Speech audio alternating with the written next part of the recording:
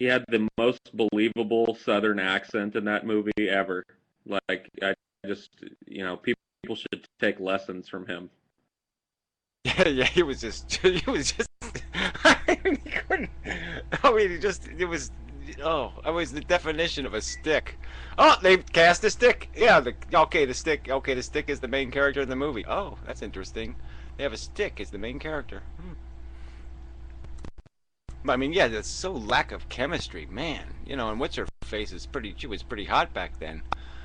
Whatever her name was. Fuckable. The redhead. Yeah, whatever her name was. Yeah, whatever her name was. I know who you're talking about, but I can't Yeah, remember. Not there. Julia Roberts. Nah. Yeah, no, Sandra Bullock. Sandra Bullock. There you go. Yeah, before she turned into like a dyke. She got all dykey in her later movies.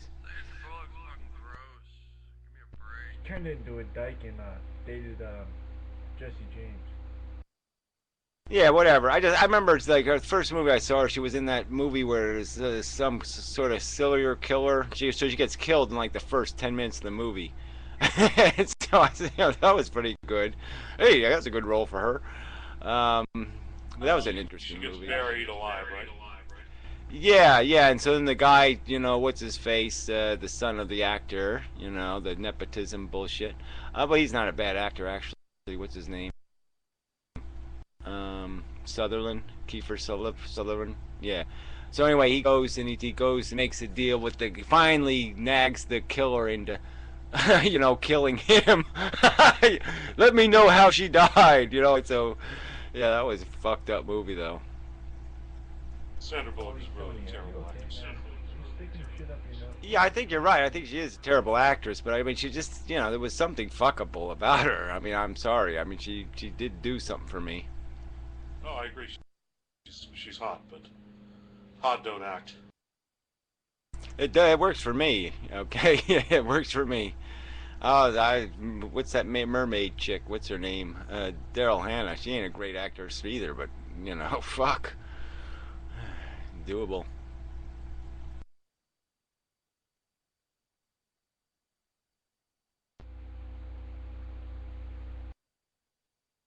Some women can't make bad movies.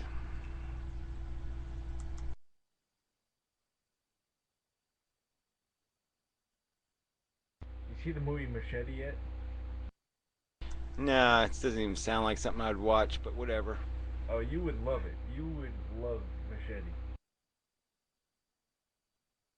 I hate movies where they couldn't come up with a better title, you know what I mean? I mean, Machete? What the fuck is that? It's just like, paper plate. Oh yeah, let's make a movie. We'll call it Paper Plate. Yeah, be really cool.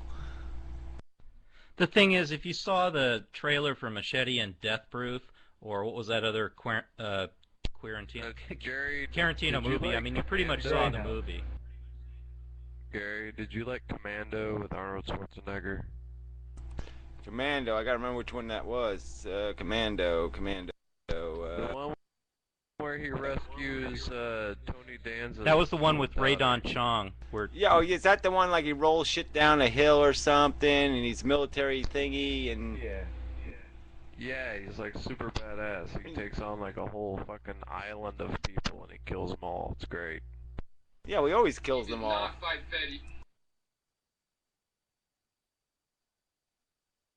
used to have the Commando action figure.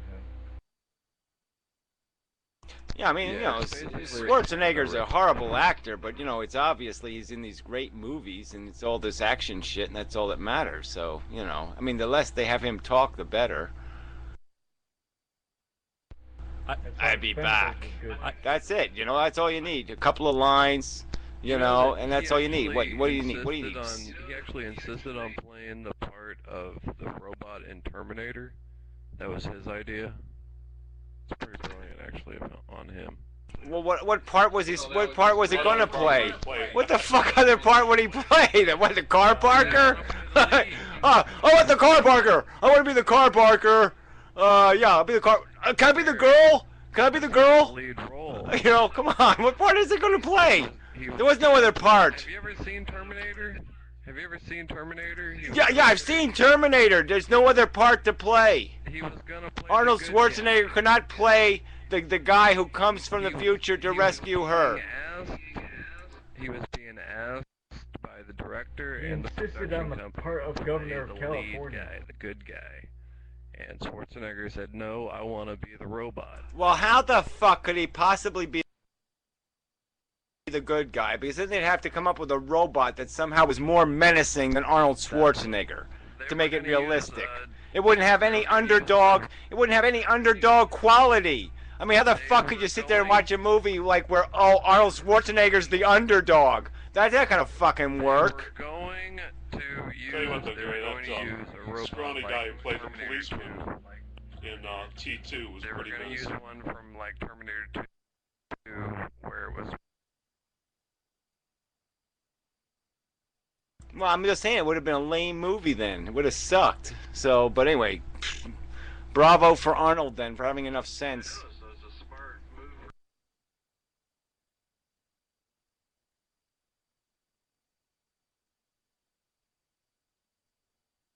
No, it doesn't change the fact that he's a terrible actor. I mean, I'm just saying. But he's been in great movies.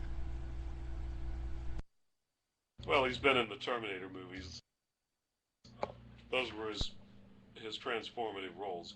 I mean, before that, what the fuck? Come on, I mean, he did Conan he did the Conan the Barbarian stuff. He was pretty damn good at just playing a big guy, with knives and swords, shit. That was good enough.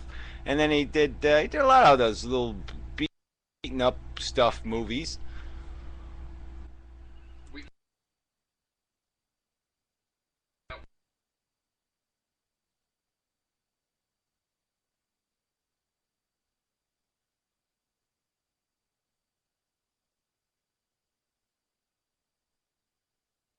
It's not like. I like that one when he played.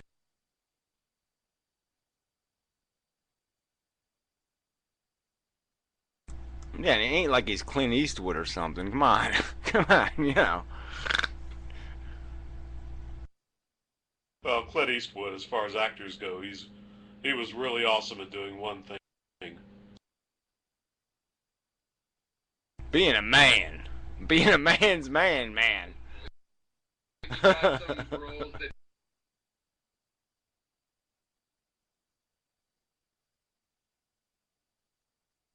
But it was and it was also the rest of the cast too. I mean, the people he's playing against, the whole thing was brilliant. Oh well, Gran Torino was pretty lame though. Oh come on, Hacks, Gran Torino really kind of fucking sucked. Oh, he was horrible. It was horrible. Oh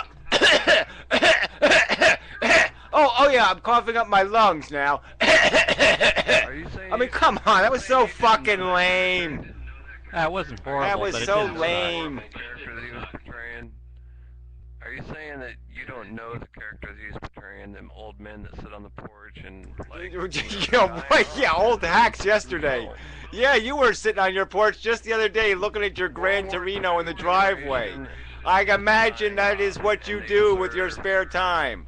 But I'm just saying it was it was way over fucking done. World War II generation is dying off, and they deserve more films that pay them homage. Homage? Come on. There's a generation of fucking... They're the guys who lived, okay? They're the pussies. Okay? They're not the fucking guys with any balls. Alright? All the great men died in World War II. I'm talking about the whole generation. Yeah, the whole generation got us into $5 zillion worth of fucking goddamn debt. And we owe them. Yeah, they actually killed Nazis too. They did a couple good things. Oh yeah, we already mentioned that. Okay, we already mentioned that. Okay, yeah, but you know what? Civil rights struggle. Yeah, but women's that's their whole suffrage claim to movement, all fame, that man. They fucking stormed the stuff. beaches at Omaha on D-Day. They walked ashore on Peleliu at Orange Beach, and by God, we paid. We paid with our blood and we paid with our lives, and now you owe us until we're off this mortal coil.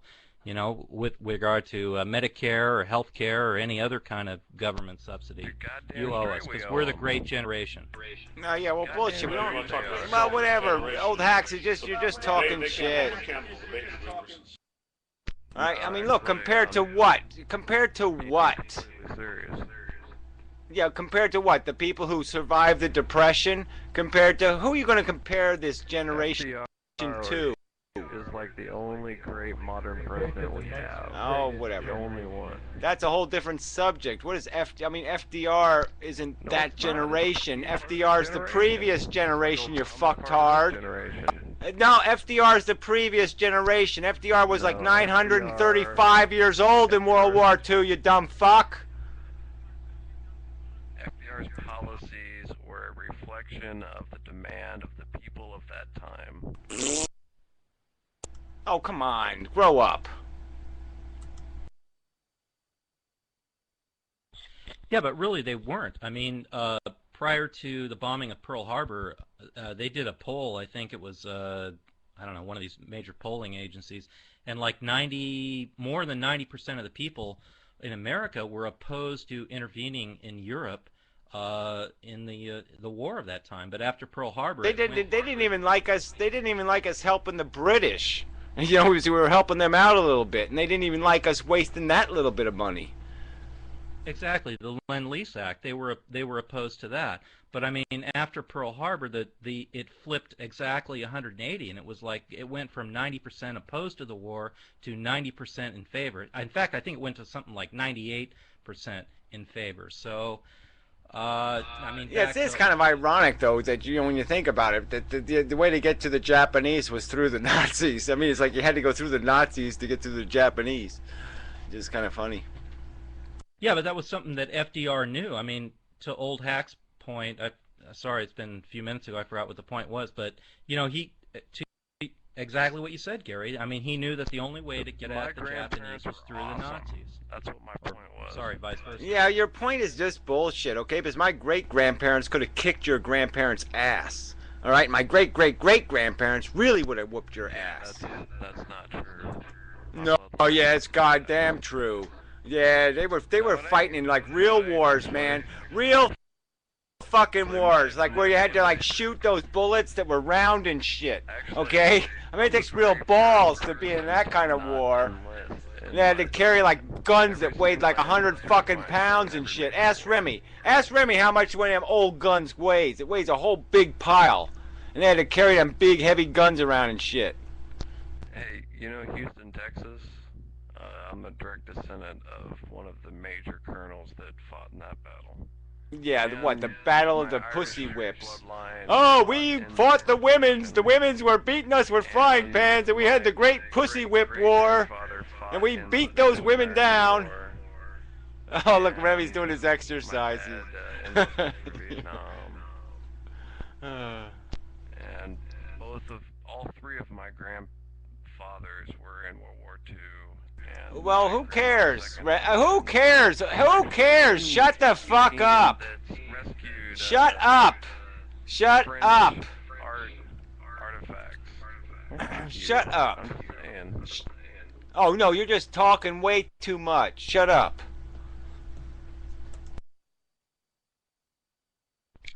Well, I don't mind if he talks, but I mean, you know, make a statement with some passion and some conviction. It's just everything. Oh no, make a statement that doesn't have to do with what's stuck on the bottom of your own shoe. Okay, I mean, talk about something that's relevant to the rest of the fucking world. Not, my daddy had a hair growing in the middle of his forehead, and I inherited that. Who cares? All right. Anyway, back to World War II. I mean, Gore Vidal did quite a bit of good scholarship on this issue, and you know, I don't want to say he proved conclusively, but I think the preponderance of evidence is that Roosevelt knew that the war was imminent, and he instigated the attack on Pearl Harbor. I mean, there's a ton of evidence that suggests that is the case to get us into the war. That's just bullshit. I mean, he didn't. I mean, yes, they wanted conflict, okay, but it wasn't like he was saying, okay, I'm calculating Pearl Harbor. I mean, that wasn't what they were expecting. They weren't expecting to have the whole fucking Pacific Fleet blown out of fucking water. I mean, come on, that was a catastrophic loss. It was a catastrophic loss, but it was